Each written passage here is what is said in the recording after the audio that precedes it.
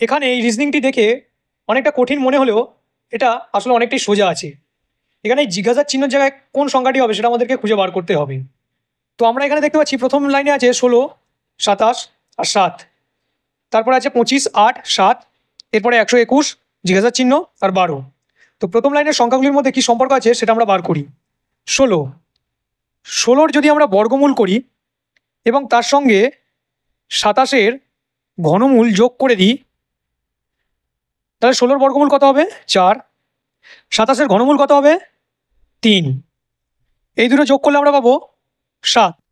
7 সংখ্যাটি এখানে আছে, তাহলে এই দুটো থেকে আমি 7 পেলাম। একইভাবে 25-এর যদি বর্গমূল করি, তার সঙ্গে যোগ করি 8-এর ঘনমূল। 25-এর বর্গমূল হলো 5, 8-এর ঘনমূল হলো 2, সমান সমান পেলাম 7।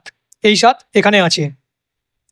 সেম প্রসেস অ্যাপ্লাই করে যদি 121-এর বর্গমূল করি প্লাস এমন একটা সংখ্যার ঘনমূল করতে হবে এখানে আমাকে, যাতে আমি পাই এখানে 12। মানে 121-এর যদি বর্গমূল করি তাহলে 11, যোগ এমন একটা সংখ্যা যোগ করবো 11-এর সঙ্গে যাতে আমি এই 12টা পাই। তো 11-এর সঙ্গে কত যোগ করলে 12 পাবো? 1।